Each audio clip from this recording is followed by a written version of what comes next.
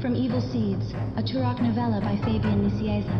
This story takes place after the death of Primagan and was released on the official Turok website from December 16, 1998 to April 1, 1999. Chapter 2, A Womb with a View. When Joshua Fireseed, college student and Turok, the techno-magic Saquin protector of the gateways between Earth and an interdimensional sewer called the Lost Land, opened his eyes after a troubled dream, the last thing he ever expected to see was his best friend and college roommate, Barry Hackowitz, trying to kiss him. Gagging, Josh realized he was flat on his back on what felt like a mattress made of mucus. He pushed Barry off of him with an irritated shove as an awareness of the situation dawned over him. They were on a mission in Galiana, the Lost Land. They were inside the immense body of an alien species known as a Barakian. The Barakian were sentient environmental entities, beings who literally became a part of the landscape after birth, joining their fellow Barakians, never moving for their entire lifespan, but accommodating any life forms who took up residence on their conjoined mass. This particular creature was 200 feet long and 80 feet tall. Their job was to place a special encephalographic cybernetic implant into a gestating Barakian newborn. In their effort to find the fetus, they had been trapped inside the muscular lining of the creature's internal organs and been flushed through the organ in a drowning rush of body secretions like so much body waste. The last memory Joshua had before he blacked out was of his lungs filling with the milky white substance. Had he drowned? He tried to talk, but all that came out was a gurgle from his throat and a trickle of fluid down his chin. "Easy, don't try to talk just yet," said his friend. "That was a close one." Joshua gasped in chunks of the rancid air around them. It smelled and tasted like the underside of a wet band air. He coughed out another mouthful of fluid. "I'll always look back on our first kiss fondly," he muttered caustically.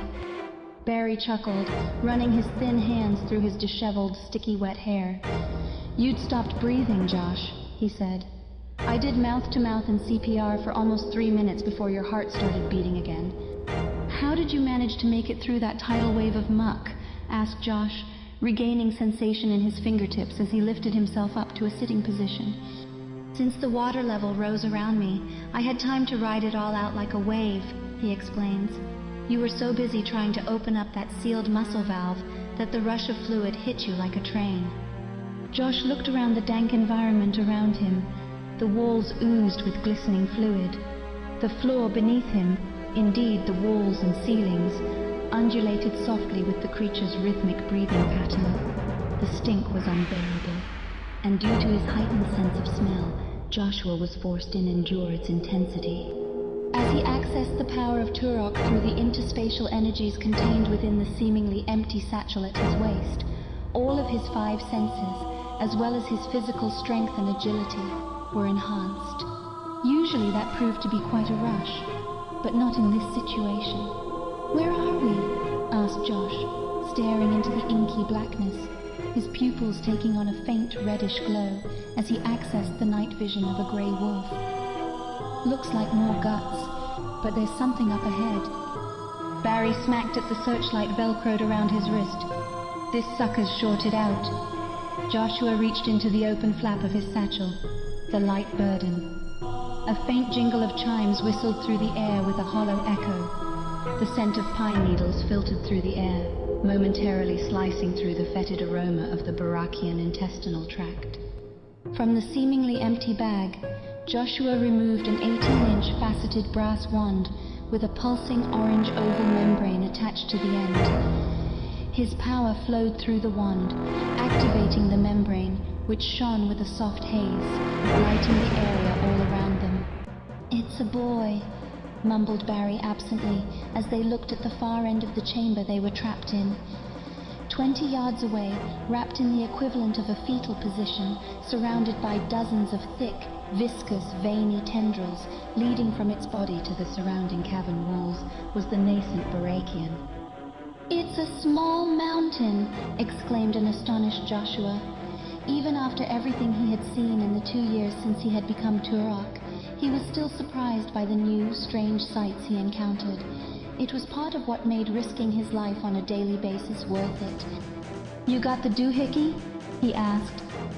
Barry struggled spastically with his backpack, removing several components and snapping them together to form a 3-foot-long prod with 4 expansion platforms coming off at the joints. The device was an encephalographic cybernetic probe. When attached to the Barakian's cerebral cortex, it would allow the landmass creature to channel the surging energies of the lost land through its body. The goal, in essence, was to get the Barakian to become a tectonic filter, thereby alleviating the constant pressure that coursed through Galiana. By its very nature, the lost land was a jigsaw puzzle landscape. Huge parcels of mass were added or snatched away from the whole on the whims of the intergalactic time storm that swept through our universe. The storm, created by the arrival of the Primogen into our reality, had raged since the Big Bang. As it wound its way through the universe, it deposited parts of anything it had encountered into a vortex that emptied out into Galiana. Joshua had defeated the Primogen months ago, and as a result of his necessary actions, the Lost Land was in danger. It was a catch-22 situation. Allow the Primogen to leave this universe and create another Big Bang, destroying all life as we know it. Or defeat Primogen and Galiana loses the only source of energy able to bind its fragmented tectonic plates. In the time since that epic battle, the residents of the Lost Land had frantically pursued a solution to their problem. Their latest and potentially best effort required using a synthesis of technology and sentient life. A loud metallic snap reverberated through the womb as Barry clicked the final pieces of the cerebral tap into place. "The doohickey is primed and ready to be plugged, boss," he said. "You know where this thing's brain is?" asked Josh as they made their wobbly way through the pliable floor of the womb. It was like walking on one of those amusement ride air bubbles, but a lot looser. "Yeah," said Barry confidently. Now he was in his element. Not much of an adventurous sort whenever their escapades involved science, or biology, history, anthropology, archaeology, physics, mathematics, or any of his other hobbies. Barry stepped up to the plate.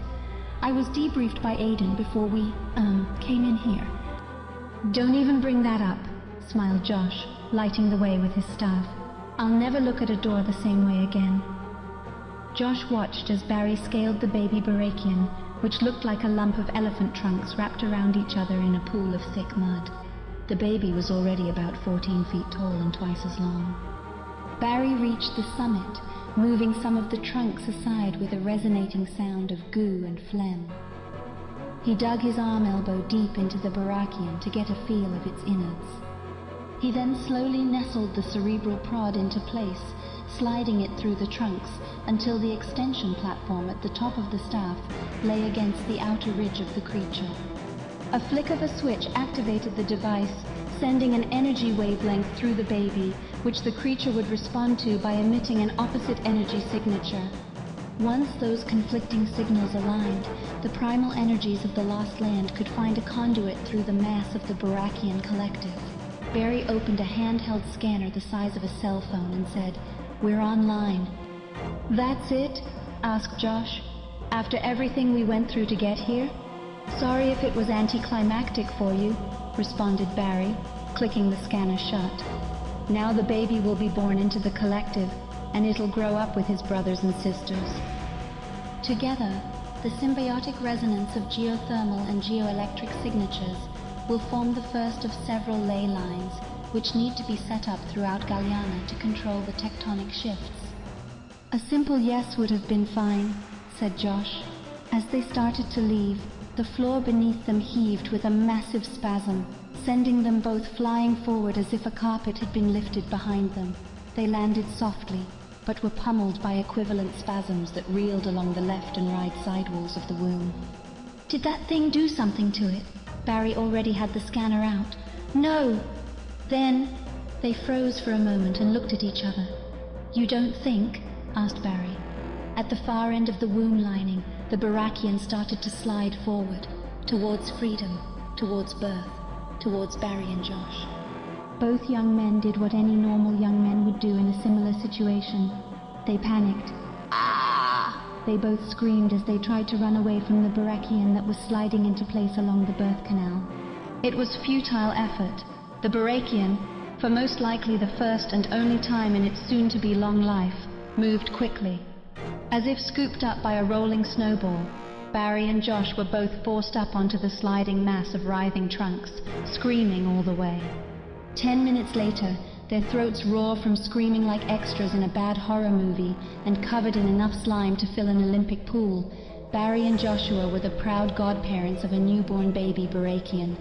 The land-mass creature naturally nestled into the collective hive that was the Barakian steppes. Barry and Josh lowered themselves off the small mountain, fully anticipating a hero's welcome. There certainly were a lot more people down below than there had been when they started this mission. Jumping off the last 5 feet of Barakian flesh, Josh and Barry raised their hands to welcome the expected accolades. Instead, they stared down the barrels of several fusion cannons. They heard the telltale click of the gun's metallic sheaths, admitting a fusion capsule into the firing chamber. And before either one could say a word in protest, they had a deep grumbling voice in the background say, "Fire!" End of chapter. From Evil Seeds, a Turok novella by Fabian Nicieza.